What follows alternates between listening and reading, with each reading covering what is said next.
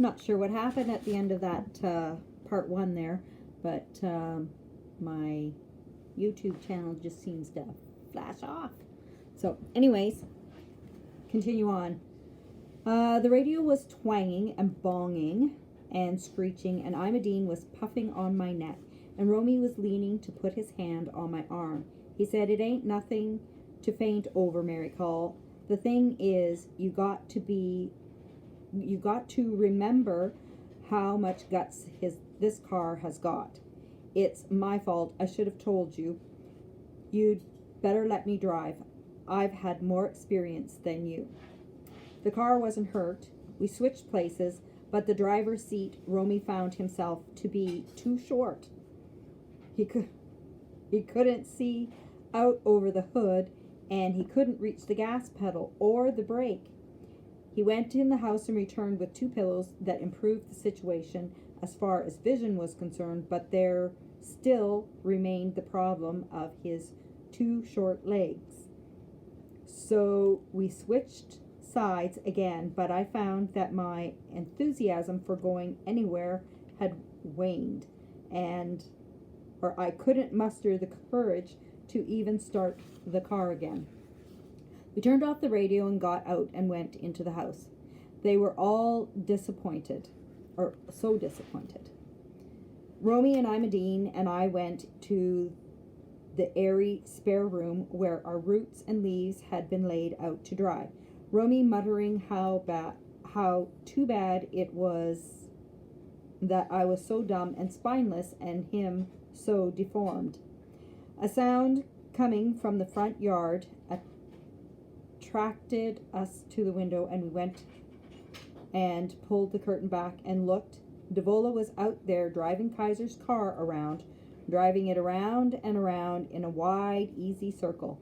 The noontime sun glinted on the white car and the golden loveliness of the girl in it. "Well, for corn's sake," I said, and we went outside and stepped over the fallen fence, and Romy lifted his hand, signaling to Devola to stop, and she made one more graceful circle and brought the car around and came to a smooth stop in front of us. She leaned out and smiled and tenderly said, "See, I can drive. Didn't I tell you I could?" For 2 days, Kaiser's car stayed outside our front gate, and we didn't get any work done. Every time I mentioned the word, they all groaned and accused me of being a slave driver and a killjoy. Once Romy persuaded Devola to drive the car clear up to the main road and back through, I shouted for them not to, ordered them to work, reminded them that winter was coming. They said they didn't care about winter, that they'd deal with it when it came. The house radio sat neglected on the table in the sitting room. They played the car one and blew the car horn from morning to night, had a fine time riding around and around in the car. Finally, though, they had to give it up because it ran out of gas. Imadine howled and wailed, and I lost my temper and shook her, and Devola pulled her away from me, and the 2 of them ran off down the road toward old Joshua. "They didn't take any lunch," Romy said. "They'll stay up there all day without anything to eat.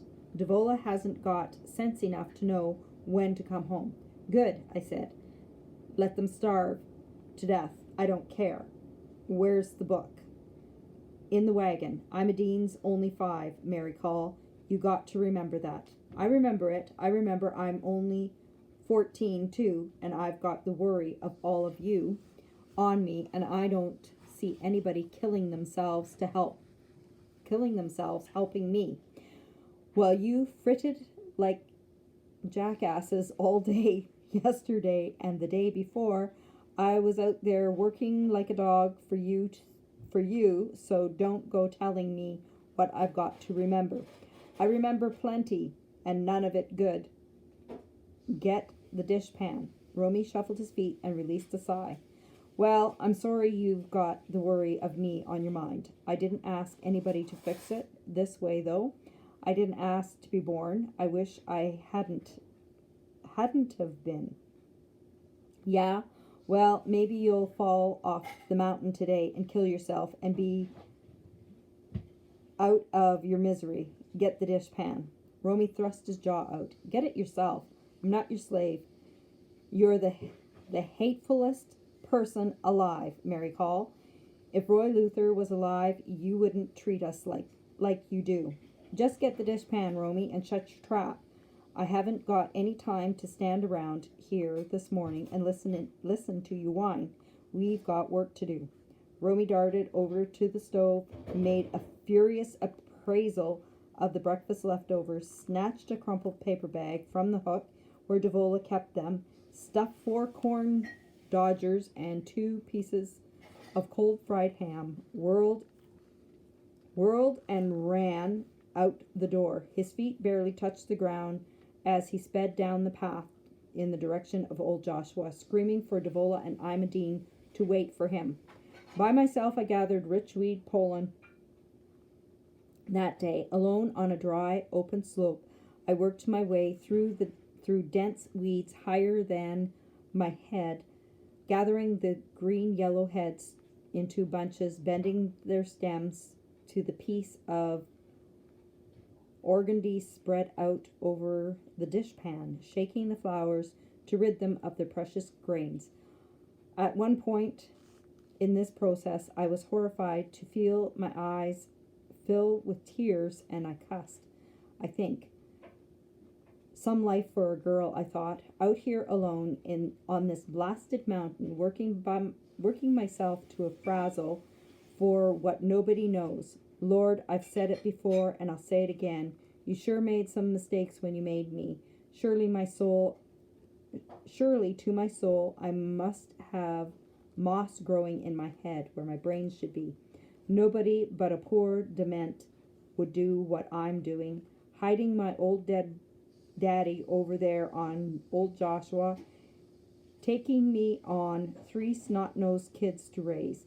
If I had the sense of a rabbit, or even half that much, I'd just take off across that bald over there and go down the other side of it and just keep right on walking and never look back.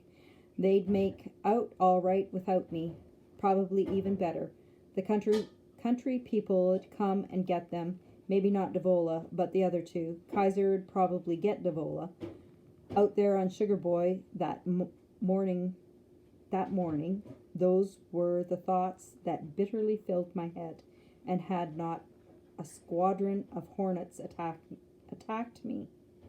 Oh, and had not a squadron of hornets attacked me, zooming down from their paper nest, hanging like a lantern from a tree branch, puffing me all up, sick and poisonous with their venom, I might have gone on and deserted. By accident,